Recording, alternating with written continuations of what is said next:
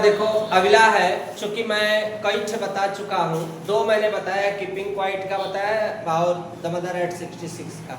अगला मैं बताने जा रहा हूँ पोएम को, थोड़ा सा सीरियस होकर ध्यान देना बेटा। सेंट्रल आइडिया और नाम है ए thing of beauty, composed bye John Keats. किसने इसको रचित किया है? जॉन किट्स ने। और पोएम का नाम है ए थिंग ऑफ ब्यूटी, सुंदरता की वस्तु। तो बेटा स्टार्ट करते हैं। द पोएम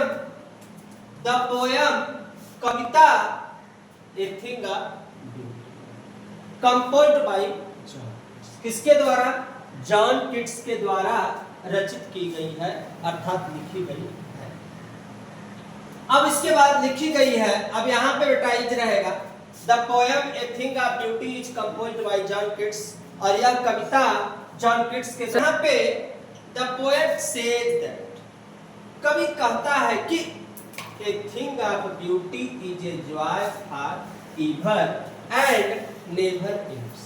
अर्थात कवि कहता है कि सुंदरता की जितनी वस्तुएं होती हैं वह हर भर सदैव के लिए और नेवर एंड्स, और कभी समाप्त नहीं होने वाली, जो कि हमें क्या देती है? आनंद देती है। अर्थात जो सुंदर वस्तुएं होती है वह इवर माने सदैव हमें आनंद देती है और नेवर एंड्स, कभी समाप्त नहीं होती है।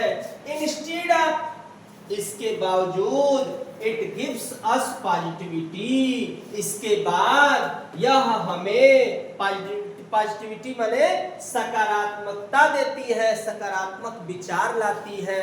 जैसे कोई हम वस्तु सुंदर चीज देखते हैं तो हमारे मन में बहुत ज्यादा प्रसन्नता आ जाता है, हमारा विचार बदल जाता है। क्यों?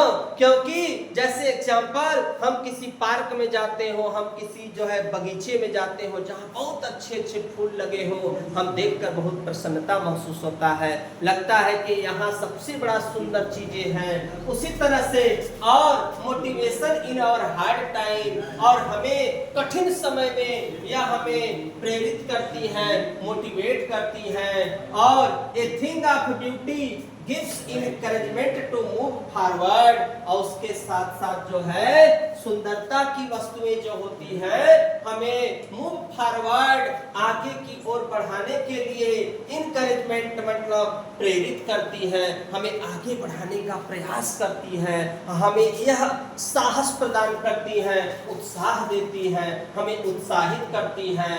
और उसके साथ साथ बेटा nature also plays role for the survival, उसके साथ साथ प्रकृति जो है हमें जीवित रहने के लिए बहुत महत्वपूर्ण रोल अदा करती है।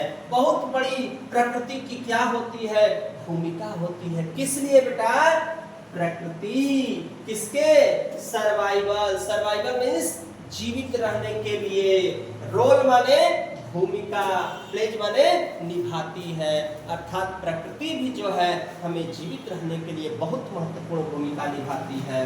और स्ट्रगल ऑफ द क्रीचर्स, और प्राणी को संघर्ष करना सिखाती है, जिससे व्यक्ति संघर्ष करना सीखता है, भोजन के लिए, आवास के लिए, रहने के लिए। हर प्राणी अपने लिए जो है संघर्ष करता है। कहाँ करता है? नेचर अर्थात प्रकृति में ही करता है बेटा। तो प्रकृति का सबसे बड़ा इस जीवन को जीने के लिए बहुत बड़ा रोल है बेटा। उसके बाद नेचर ऑलवेज टीचेज, प्रकृति हमें ऑलवेज माने सदैव सिखाती रहती है। They can not be ignorant, हमें इसे इग्नोर अर्थात हमें इसे नजरअंदाज करना नहीं चाहिए, उन्हें नजरअंदाज नहीं कर सकते हैं। These all things, ये सभी वस्तुएं डेवलप पॉजिटिविटी, सकारात्मकता को विकसित करती हैं। अभिच जो एंजॉय फॉरएवर, जो सदैव के लिए क्या देता है? आनंद देता है।